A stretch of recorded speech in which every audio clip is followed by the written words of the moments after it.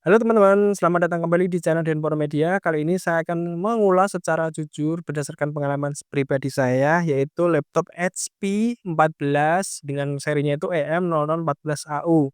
Nah, laptop ini sudah saya pakai beberapa hari dan menurut saya ini merupakan salah satu laptop yang masuk dalam kategori saya di harga 6 jutaan aja. Jadi kalau misalnya saya diminta untuk beli laptop, ini masuk dalam jajaran yang patut dipertimbangkan. Oke, ini kita bahas satu persatu ya. Sebelum itu, buat teman-teman jangan lupa ya untuk mendukung channel ini dengan cara like, komen, dan subscribe agar channel ini bisa terus berkembang. Oke, untuk desainnya sendiri, dia desainnya minimalis sekali ya, minimalis. Catnya ini silver kayak gini dengan bahan bukan metal ya ini, bahannya itu polikarbonat. Dan desainnya ini mirip seperti kakaknya seri Pavilion. Walaupun desainnya simple kayak gini, yang anggapannya kayak budak korporat tapi cocok banget ini buat kalian para mahasiswa atau mungkin ya pekerja kantoran karena memang laptop ini cocok buat harian. Dan untuk prosesornya sendiri dia sudah pakai prosesor Ryzen 3 teman-teman. Ryzen 3 7000 series 7320U dengan 4 core 8 thread. Jadi sudah kenceng banget. Selain itu seri U menandakan dia itu prosesor yang hemat daya. Lalu RAM bawaannya sudah 8 GB dual channel LPDDR5 dengan kecepatan itu 5500 MHz, jadi buat multitasking itu sudah aman banget, sudah cakep banget.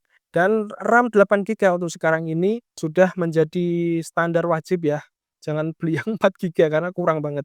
Dan ada kekurangannya juga karena RAM-nya LPDDR itu berarti dia RAM-nya sudah on board, tidak bisa di-upgrade. Jadi nanti ke depannya kalau kalian mau upgrade RAM nggak bisa. Tapi ini sudah lebih dari cukup teman-teman ya 8 GB. Kemudian ini layarnya 14 in, tipenya anti glare kalau dapat pantulan saya ini nggak terlalu silau teman-teman. Jadi kalau kalian pakai di outdoor itu masih nyaman dipakai. Dan bagusnya lagi keyboardnya nih. Keyboardnya sudah ada backlit-nya teman-teman. Sudah ada 2 tingkat kecerahan. Jadi kalau mau dipakai dalam ruangan yang minim saya ini aman banget.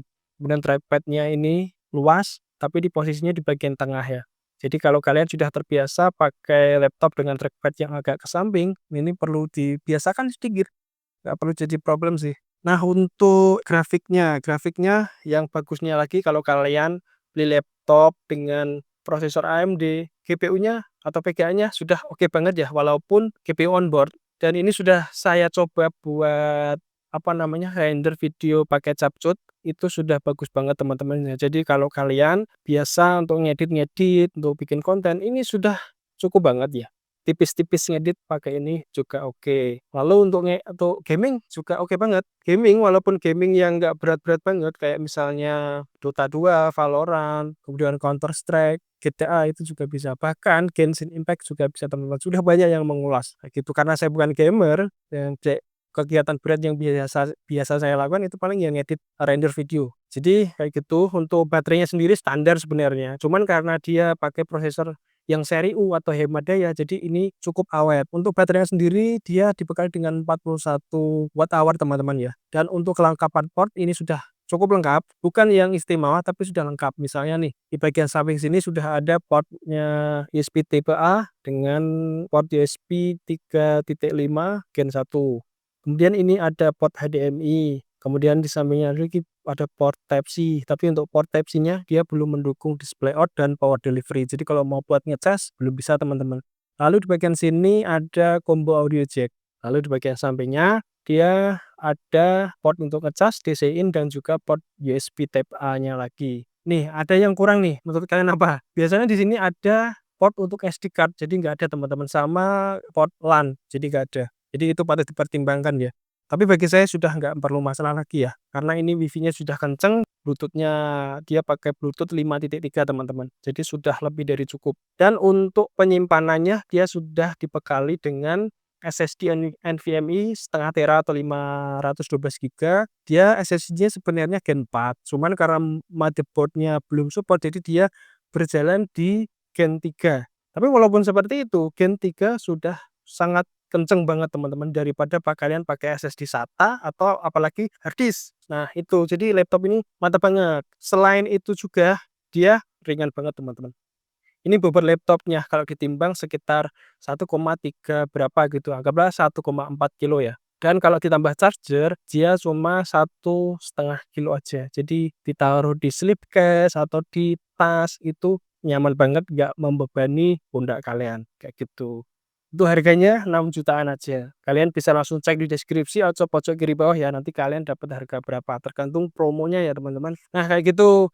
Dan di akhir video nanti saya juga kasih video untuk rendernya juga yang saya lakukan sama multitasking. Semoga video ini nanti bisa sedikit memberikan referensi buat kalian yang sedang mencari laptop yang performanya bagus, desainnya simpel, minimalis kayak gini, tapi bisa buat untuk kerja macam-macam, bahkan yang cukup berat bisa. Buat gaming bisa, tipis-tipis tapi buat ngedit bisa, buat office apalagi multitasking aman banget.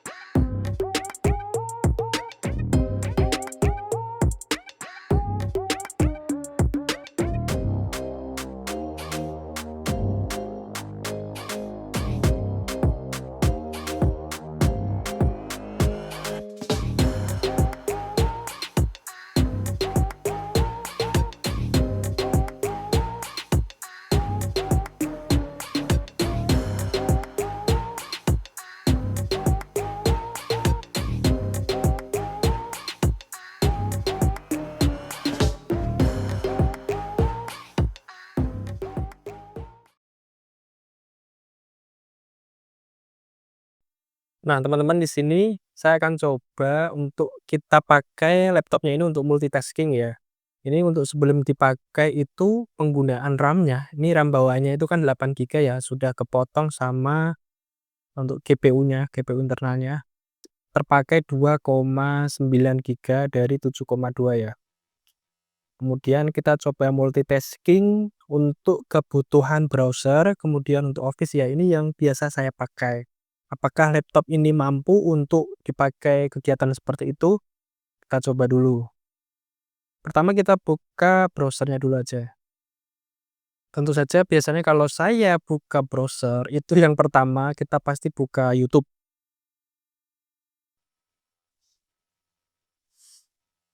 Ini kita play satu video di YouTube, kemudian kita tambah lagi, kita buka, misalnya kita buka Facebook,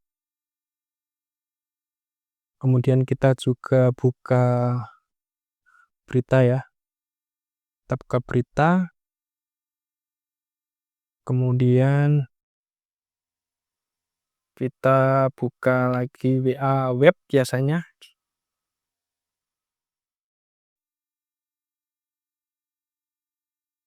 Kemudian kadang-kadang saya buka Quora.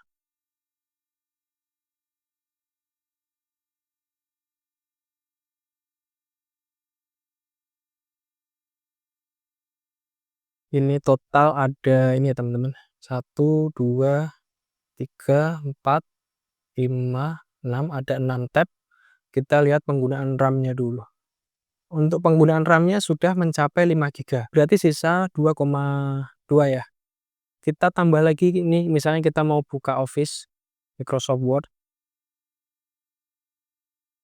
Kita buka Word ya.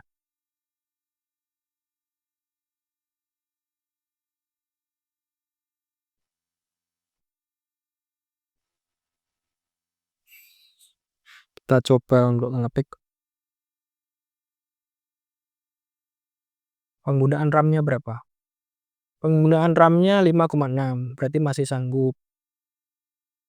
Kita buka PowerPoint.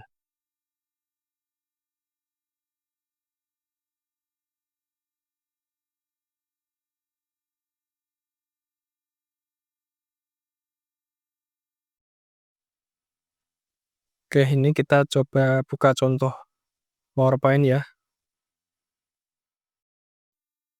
Kita lihat penggunaan RAM-nya. Penggunaan RAM-nya 5,8. Masih lancar banget, teman-teman. Dan ini kenapa bisa lancar kayak gini? Menurut saya ini karena prosesornya juga yang sudah kenceng, kemudian RAM-nya juga sudah kenceng walaupun 8 GB. Jadi 8 GB itu sudah standar banget buat sekarang ini untuk kebutuhan untuk office, untuk kerja, untuk kuliah ini sudah lebih dari cukup. Kayak gitu. Jadi menurut saya aman banget. Kemudian kalau lihat dari speknya ini penggunaan dayanya itu rendah banget. TDP cuma di 15 watt. Jadi ini bakal awet banget teman-teman ya. Dan tadi sudah saya coba untuk render di Capcut dengan bahan video 4K 50 Mbps. Kayak gitu ya. Jadi ini mantap banget. Menurut saya ini recommended buat teman-teman yang sedang mencari laptop tipis, ringan, powerful, kemudian bisa dipakai untuk berbagai macam kebutuhan saat ini. Buat ngantor oke, buat kerja oke, buat kuliah juga oke. Intinya ini cocok banget kalau mau dibawa kemana-mana gitu ya. Karena tipis, udah gitu powerful, diajak multitasking bisa. Kayak gitu ya, semoga video ini bermanfaat. Jika teman-teman merasa video ini bagus, bermanfaat, jangan lupa ya di komen dan di like, subscribe. Sekian, sampai jumpa lagi di video berikutnya. Assalamualaikum warahmatullahi wabarakatuh.